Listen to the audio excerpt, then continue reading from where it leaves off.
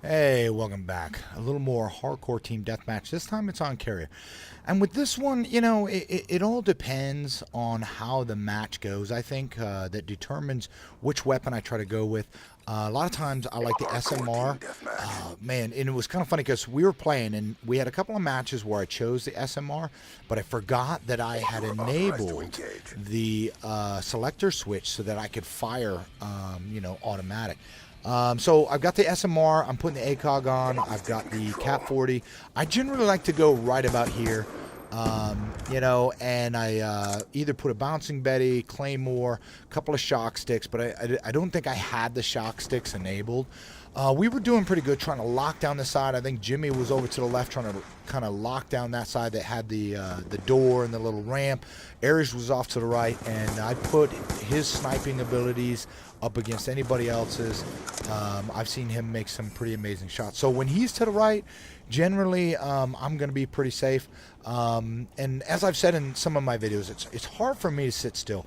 But in this case, if you sit still and you lock down one side of the map, I don't care if you're playing hardcore or regular core team deathmatch. If you do that, they have no choice but to come to you. Because if they don't come to you, they're not going to win. And generally that mistake comes in the beginning and they wind up feeding your kill streaks. The other hard thing about hardcore can be setting up your score streaks. You may hear me say kill streaks a whole bunch because that's kind of what I'm used to. Because on hardcore, you don't get as many points for each kill. So it's got to be something to where you avenge somebody. Maybe you're taking a position, you get a knife, or you get a double kill. That generally will get you a little bit more points.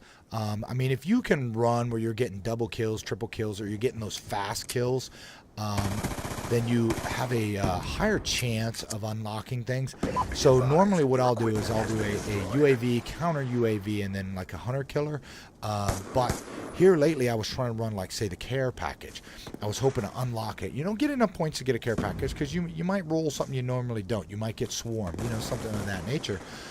But, I earned it once in all of the matches that we played that night, and it wound up being an RC car. And, I can't drive the RC cars. I can sure as heck lay on one while it explodes, because that's happened to me quite a lot.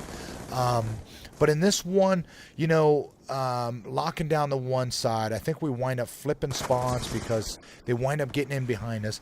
And if you got a team that you're playing against, or couple of guys, or you got a whole clan, whatever you want to call them, if they're sitting still, don't charge them.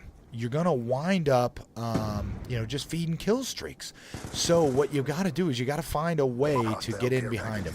And if it doesn't seem like everybody on your team kind of has that goal, then you try to make your way around the backside. You try to go through that channel they're not at. If everybody's going to the left, go around the right. Generally you might find like 1 to 2 guys, watching that one side, because that's what we would do, right? And worst come to worst, if that doesn't work, find you a nice little hidey hole and sit there. You saw I try to go around that right side. 2 guys are trying to regress. If there's 2 guys there's only 4 guys on the other side. So, I was trying to do what I could. They didn't come all the way around the back, which kind of stunk because I was hoping to get a little bit of revenge. But that's all right. Trying to move around the map. I'm trying to find a different way to go through. If they're there, I was going to try to pop in on them.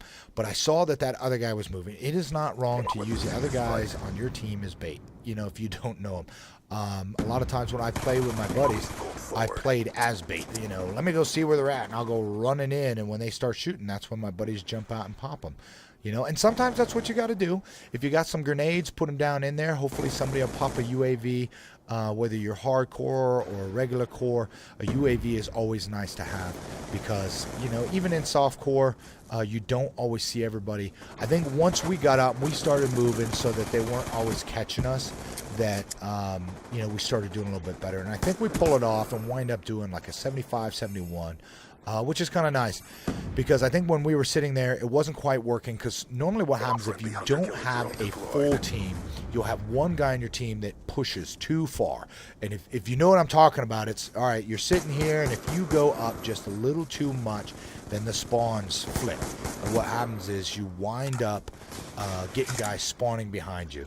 And then, then it's over. Then you don't know what the heck to do. On Nuketown, if you sat on just one side of Nuketown, those dudes would just keep running at you. Oh, man. I think I went 25-2 on Nuketown one time by us sitting still. And you can see that I realized that I had the selector switch set to semi in the beginning. But, and I was doing 25-2. We still had a little bit left in the match. I wound up getting, and this was in Black Ops. I think I wound up running the one that comes through Kill Streak 8 where it drops a ton of bombs. Well, I killed a bunch of friendlies, and it was enough to boot me out. That part kind of stunk. But, we started making a comeback. You can see that our spawn was a little flipped. Not worried about it. We're just trying to make it through. Like I said, you play with a couple of guys that you know their abilities. Sometimes it helps if you know where they're going to be, so you know where to stay out of the way, and you complement each other. If one guy's going to run a UAV, then you tell the other guy run a counter UAV. Who's going to run this, who's going to run that, because you need things like the advanced UAV. If you're going to be running other stuff. Look at that knife fail. Was that not ridiculous? Did you not see that I should have got a knife stick there? But, what are you going to do? He was moving forward, and I wound up shooting him in the butt with my Cat 40. So this one's almost over. I'm hoping you guys enjoy it. I've asked a couple times that if you see something in the video, if you watch my How to Have a Positive KD video and you tried some of it, let me know. If it didn't work for you, let me know, because I'll stop talking about it. It seemed to help me, which was kind of nice.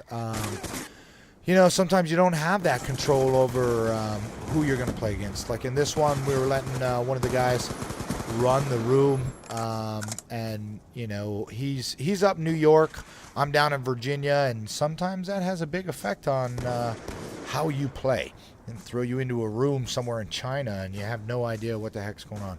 So the match is going to end here in a second. Final kill is going to come from a Claymore from yours truly. And I'm running the AN94 now because the SMR, I had the ACOG on it, which I love, but not at close distances. So the match is over. Get the little shot with the Claymore. Hoping to have out some highlight videos. The highlight tool is really neat because it shows these. Anyways, thanks for watching. I'm going to try to have a bunch of videos out. You keep watching, click like, leave me a comment, and we'll see you again. This is Scandalous Bob. Bye-bye.